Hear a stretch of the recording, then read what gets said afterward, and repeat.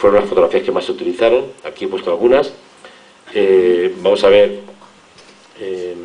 fotografías son fotografías bastante malas. Yo entonces era bastante mal fotógrafo, luego he aprendido un poquito, pero bueno, eran fotografías del funeral, el féretro de Ignacio Yacuría, el féretro de tu hermano, Alicia, el momento en que los féretros de los jesuitas ya son colocados en sus nichos.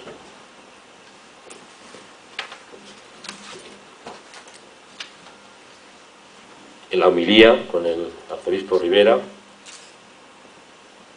la tumba de Óscar Romero,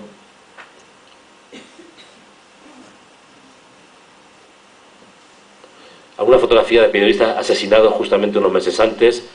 Esto fue un periodista salvadoreño, un sonidista de la cadena del canal 13 de la televisión salvadoreña, que fue asesinado justo el día de las elecciones que ganó Cristiani. El funeral de este periodista, el asesinato de uno de mis mejores amigos, el holandés Conor Lagro, periodista también que trabajaba para diferentes medios internacionales. La campaña electoral del 89, aquí vemos a la esposa de Cristiani y al criminal de guerra Roberto Dawison, vinculado totalmente al asesinato del arzobispo Romero, y a su izquierda se encuentra el coronel Ochoa, que era uno de los más intransigentes miembros de la dirección de ARENA, Alianza Republicana Nacionalista. Campaña electoral de Cristiani, Ochoa. Algunas imágenes de aquella época, donde los autobuses eran parados por el ejército, soldados, paisaje. Son todas imágenes tomadas entre el año 88 y el año 92, un año antes del asesinato de los jesuitas y el fin de la guerra.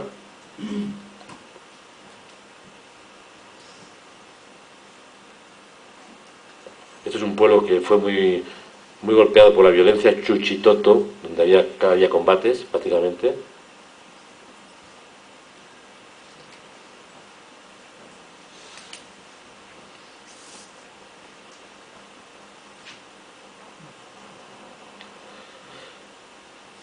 Como decía antes Arantxa, yo empecé a trabajar en Centroamérica porque cuando era un joven estudiante de periodismo, tenía 22 años, me integré en uno de los equipos de Amnistía Internacional que había en España.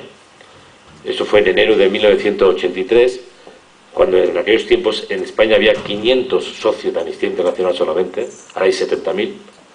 Y estando en Barcelona estudiando periodismo, no solamente me hice socio de Amnistía, sino que me integré en uno de los grupos de adopción, y el secretario del grupo me pidió que yo fuera el encargado de leer los informes que llegaban de violaciones de los derechos humanos de dos países de Centroamérica, El Salvador y Guatemala. Y recuerdo que el primer día me dio 2 tochos así de gordo y me dijo, dentro de 2 semanas me los traes resumidos. Yo me los leí y me quedé con la boca abierta de las brutalidades que llegué a leer, tanto en El Salvador, pero muy especialmente de Guatemala. Cuando acabé periodismo en el año 84, mi primer viaje post-universitario fue ir a El Salvador, a Guatemala, para ver con mis propios ojos si lo que contaban aquellos informes era verdad o era mentira. Y evidentemente me di cuenta de que al menos en Guatemala no solamente era verdad, sino que la realidad era todavía más brutal de lo que contaban los informes. Bueno, imágenes de protestas en la calle de El Salvador, guerrillas. Estamos antes hablando de la comida, de que era muy curioso. En El Salvador era muy fácil trabajar como periodista, a pesar de que había listas de periodistas amenazados de muerte por los escuadrones de la muerte, y no jugaban. Si estabas en la lista te podían matar en cualquier momento, pero era muy fácil porque había mucha prensa americana y evidentemente las Fuerzas Armadas salvadoreñas eran muy permisivas con el trabajo de los periodistas. Te amenazaban, pero te dejaban trabajar. Entonces era como muy curioso, tú tenías que ir al comité de prensa de las Fuerzas Armadas para pedir permisos para ir a las zonas conflictivas. Entonces de repente le decías, quiero ir a San José de las Flores. Y te decían, pero ahí está la guerrilla. No, pero allí hay una monja española que se llama Teresa, que quiero entrevistarla. Ah, ¿vas a ir a ver a la monja Teresa? Pero no vas a entrevistarte con la guerrilla. No, solamente voy a ver a la monja Teresa, la guerrilla no me interesa. Entonces tú conseguías ese salvoconducto para llegar a San José de las Flores y poder encontrarte allí con la guerrilla y poder hacer tus reportajes, y de paso te hacías una entrevista con la monja, con la hermana Teresa, que era una mujer muy interesante, ¿no?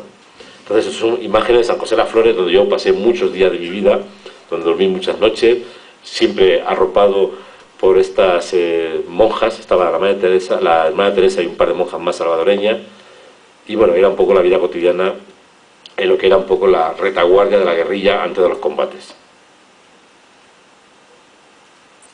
Había muchos niños en las guerrillas salvadoreñas, como ha ocurrido casi siempre en todas las guerrillas latinoamericanas. Chicos guerrilleros que perdieron la pierna por minas y que luego fueron evacuados y fueron llevados a Cuba en un acuerdo entre el gobierno salvadoreño y la guerrilla, en la que me imagino que estaban presentes autoridades internacionales, entre ellas los diplomáticos españoles, que hicieron un gran trabajo, entre ellos el propio Yago, el propio Fernando. Soldados salvadoreños en Chalatenango, preparados para entrar en combate. Combates en El Salvador, evidentemente, como siempre, ya lo decía Ignacio Ellacuría, los americanos y los rusos ponen las armas y nosotros, los salvadoreños, porque se consideraba salvadoreño por encima de todo, ponemos los muertos.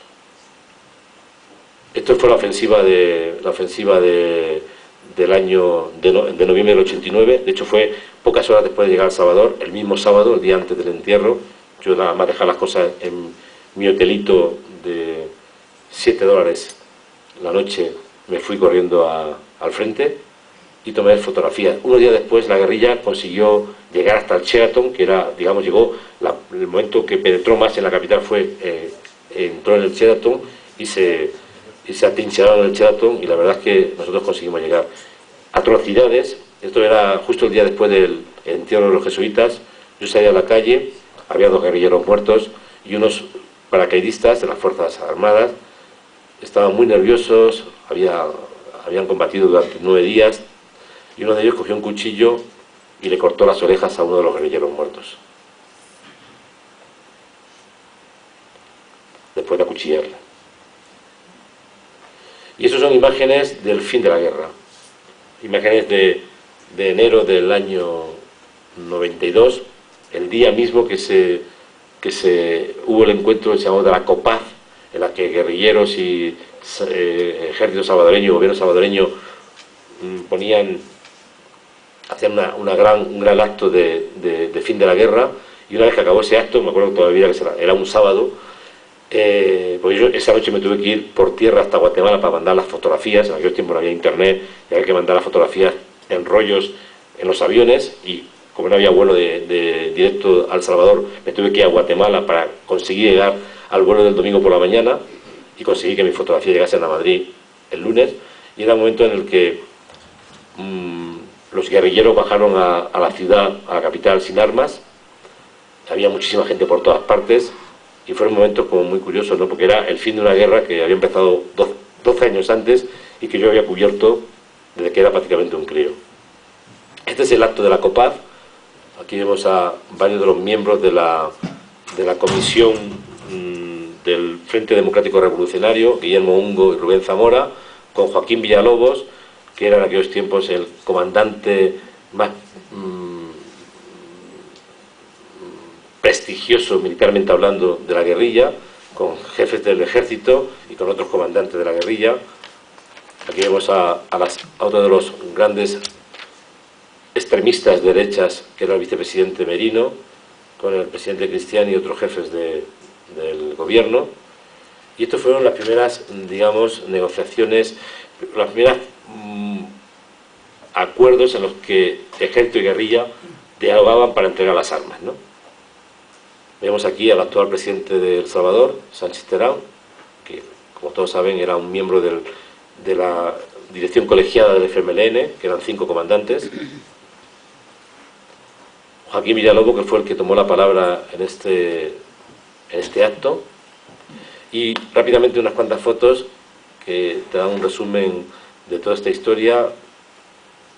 Civiles corriendo, soldados combatiendo, guerrilleros combatiendo, guerrilleros muertos, la mayor parte de ellos menores de edad.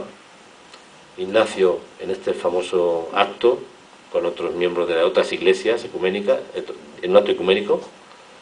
El entierro de los jesuitas. Fue un momento, la verdad, que muy tenso, porque el presidente Cristiani